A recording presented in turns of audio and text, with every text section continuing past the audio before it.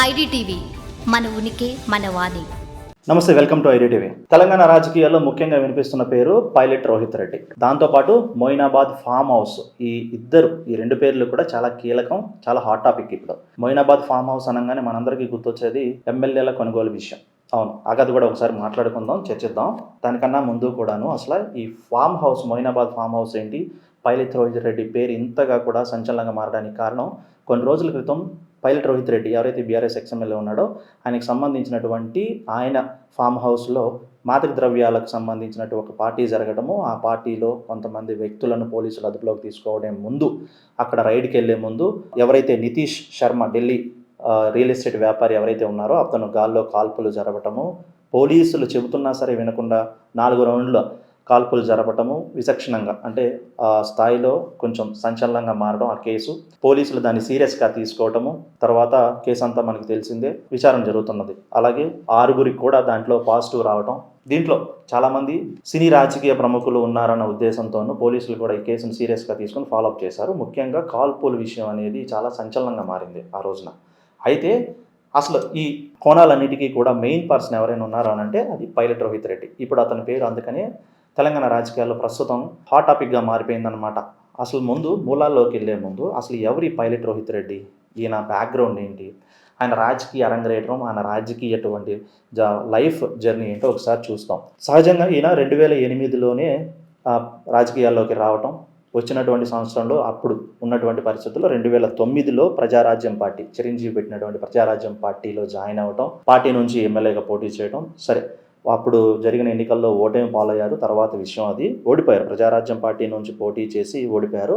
అప్పటికి ఆయన వయసు చాలా యంగ్ లీడర్ అనమాట, 25 years అంతే, 25 అబోనే ఉంటాయి. చాలా young leader and good leader కూడా. అప్పుడున్నటువంటి రాజకీయ అరంగేట్రం వచ్చి సంవత్సరంన్నర అయింది కాబట్టి మంచి పేరున్న వ్యక్తి. ఆ తర్వాత ఓటమి పాలైన తర్వాత కొంతకాలం ప్రజారాజ్యం పార్టీలో కొనసాగారు. 2013లో బీఆర్ఎస్ పార్టీలో జాయిన్ అవ్వటం, ఆ వెంటనే 2014లో మనకు తెలిసిందే తెలంగాణ రావటం, బీఆర్ఎస్ పార్టీ అధికారంలోకి రావటం. అధికారంలోకి వచ్చినప్పటికీ ఎటువంటి కీలక పదవుల్లోనూ, ఎటువంటి కీలక స్థాయిలోనూ లేకపోయినప్పటికీ కూడా రోహిత్ రెడ్డి తనకంటూ ఉన్నటువంటి కొద్దో ఏదైతే పొలిటికల్ బ్యాక్గ్రౌండ్, కొంత గ్రౌండ్, తనకున్నటువంటి ఫాలోయింగ్ కానివ్వండి, యంగ్ లీడర్షిప్ అనే ఒక వ్యవహారాన్ని, ఒక యూనియన్ని నడుపుతూ ఉండేవాడు.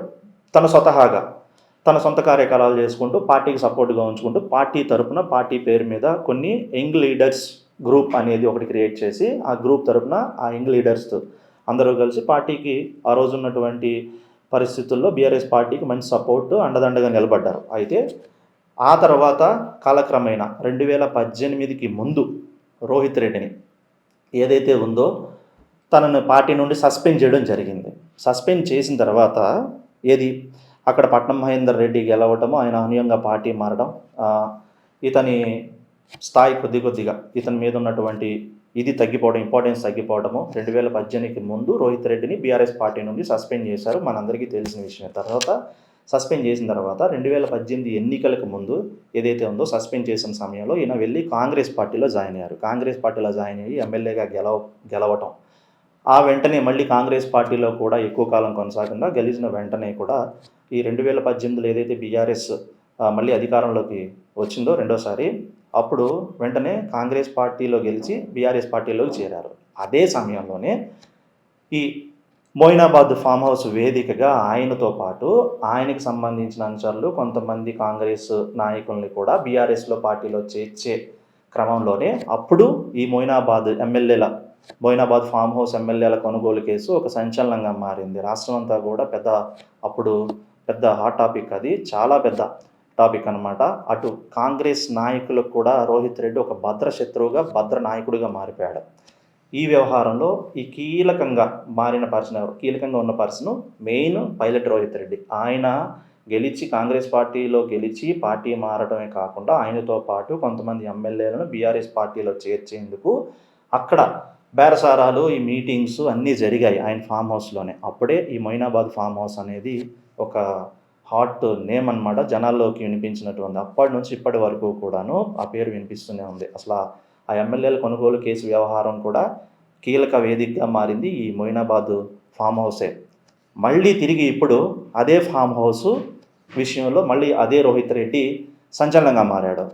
మాదక ద్రవ్యాలు సేవిస్తూ అక్కడ కొంతమంది బిజినెస్ మ్యాన్స్తో, పొలిటికల్ లీడర్స్తోనూ తనకి అనుచరులైనటువంటి ఎవరైతే ఉన్నారో ఈ దుబాయ్లో పెట్టుబడులు పెట్టి దుబాయ్ రియల్ వ్యాపారాల్లో ఫైనాన్షియల్ ట్రాన్సాక్షన్స్ నడుపుతూ అక్కడ పెట్టుబడులు పోతూ అక్కడ ల్యాండ్లు కొంటూ లేకపోతే ల్యాండ్లు అమ్ముకుంటూ కొనకుండా ఈ వ్యవహారాలన్నిటిలోనూ ఒక చర్చగా తీసుకొని అక్కడ మీటింగ్ కండక్ట్ చేసి ఓ పార్టీని నిర్వహించారు.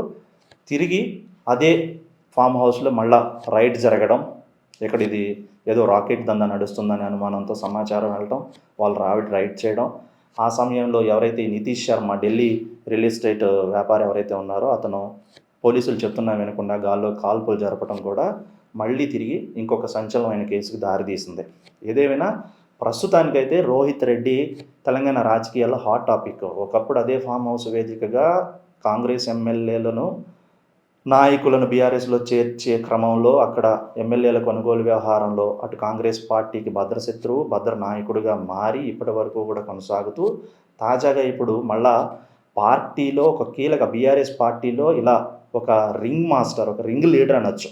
2018 ఎమ్మెల్యేల కొనుగోలు వ్యవహారం దగ్గర నుంచి ఇప్పటి వరకు కూడా ఒక ముఖ్య నేతగా ఎదిగాడు. ఎందుకనంటే ఎవరైతే ఈ ఇంతకుముందు మనం చెప్పుకున్నట్టుగాను కేదార్ అనే పర్సన్ మీడియేటర్గా ఉంటూ దుబాయ్లోను ఇతర దేశాల్లో, దుబాయ్ లాంటి దేశాల్లో ఈ రియల్ ఎస్టేట్ వ్యాపారాల్లో లేకపోతే ఈ రియల్ ఎస్టేట్కి సంబంధించిన వ్యవహారాల్లో ఫైనాన్షియల్ ట్రాన్సాక్షన్స్లో వాళ్ళ బిజినెస్ల్లో కీ పర్సన్గా ఉంటూ వచ్చాడో ఇక్కడ నుంచి రోహిత్ రెడ్డి అనే వ్యక్తి ముఖ్య నేతగా వ్యవహరిస్తూ వాళ్ళ వ్యాపారాలు, వాళ్ళ లీగల్ ఇష్యూస్ అన్నీ కూడా చూసుకుంటూ ఉంటూ ఒక పార్టీలోనే ముఖ్యమైన నేతలకు, నాయకులకు కీ పర్సన్గా మారాడు. అంటే బ్యాక్ బోన్, ఈయన త్రూనే ఏ బిజినెస్ అయినా రన్ చేసేలాగా, ఎలా అయినా సరే వ్యవహారాలు నడిచేలాగాను. ఇక రైట్ లెఫ్ట్ హ్యాండ్ పర్సన్స్ అంటాం కదా, అలా అనమాట. ఒక ముఖ్య నేతగా ఎదిగాడు, ఒక స్థాయిలో ఉన్నాడు. నాయకుడిగా, లీడర్గా కాకపోయినా ఇలాంటి వ్యవహారాలు నడిపే వ్యవహారంలో ఒక ముఖ్య నేతగా ఎదిగాడు. అయితే ఇప్పుడు ఇదే ఫామ్ హౌస్ వేదికగా పార్టీ నిర్వహించడం, పార్టీలో మాదక ద్రవ్యాలు సేవిస్తూ కూడా పోలీసులకు దొరకడంతో మరొకసారి బీఆర్ఎస్ పార్టీ నుంచి షోకాజ్ నోటీసులు అందుకున్నారు. చూడాలి. ఇప్పటి వరకు అయితే రోహిత్ రెడ్డి మీద ఎటువంటి కామెంట్స్ లేకపోతే పార్టీ నుంచి ఎటువంటి డైరెక్ట్గా చర్యలు లేకపోయినప్పటికీ కూడా అటు కాంగ్రెస్ మాత్రం రోహిత్ రెడ్డిని వదిలే పరిస్థితి లేదు. రోహిత్ రెడ్డి వ్యవహారం చాలా సీరియస్గా ఉంది. ఇప్పుడు ఈ కేసుతో ఏదైతే తాజాగా నిర్వహించినటువంటి బిజినెస్ మీటింగ్లో జరిగిన వ్యవహారం ఏదైతే ఉందో దాన్ని మాత్రం చాలా సీరియస్గా తీసుకుందని మాత్రం తెలుస్తుంది. నిజానికి ఆ రోజు కనుక కాల్పులు జరపకపోయి ఉండుంటే అంత పెద్ద స్థాయిలో ఉన్న వ్యక్తి నిజంగానే సరే, మన అందరికీ తెలిసిందే కదా, బ్యాక్ ఎండ్ ఎలా వ్యవహరించేవాళ్ళు, ఎలా దాన్ని సామరస్యంగా తీసుకువెళ్ళేవాళ్ళు, కేసు ఉండేది కానీ ఇంత సంచలనంగా మారే అవకాశం ఉండకపోయేది కాదు. దట్టు ఎమ్మెల్యేల కేసు ఒకప్పుడు, ఇప్పుడేమో ఈ మాదక ద్రవ్యాలు సేవిస్తూ దొరికిపోయినటువంటి కేసు, రెండూ కూడా ఇప్పుడు చిక్కుముడైపోయాయి అన్నమాట. ఊపిరి పీల్చుకున్నంత పరిస్థితికి తీసుకెళ్ళాయి. ప్రస్తుతం రోహిత్ రెడ్డి ఈ కేసు, ఫామ్ హౌస్ కేసు ఎంత దూరం వెళ్తుంది, ఏమవుతుంది అనేది చూడాలి. అటు పార్టీ తరపు నుండి ఎలాంటి చర్యలు తీసుకుంటారు, ఇటు ప్రభుత్వం చట్టపరంగా కూడా ఎటువంటి చర్యలు రాబోతున్నాయనేది చూద్దాం.